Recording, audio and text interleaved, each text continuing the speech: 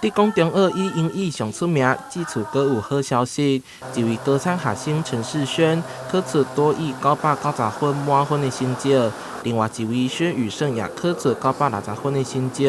伫满分120分的托福也考出110分的高分。就是除了多读文章那些东西，就是我觉得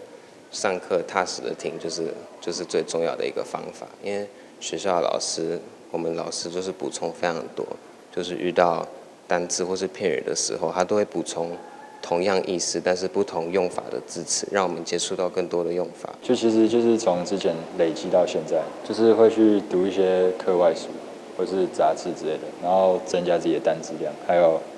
就是对英文的语感。我们今年、去年、前年、其实每一年、最近呢、如果学生去参加检定的话、多益呢990的，我们已经连续3年都有这样的一个好的成绩。另外，还有一位国语学生杜瑞优，超水准演出考出多益满分，同时更通过全民英检高级。校长表示，学校推动英语教育将近30年，不管伫升学考试也是英语比赛，表现拢相当的好。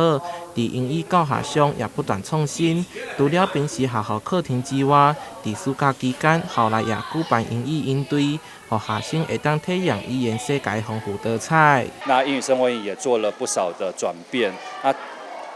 比较特别的就是呢，我们融入了 SDGs 的议题，还有 STEAM 的课程方面，让我们整个的课程更丰富性。We have a lot of different teachers also from different parts of the world, so the kids can experiment firsthand their culture. Sometimes they were also able to learn a little bit about their language. And whenever you go to a different country,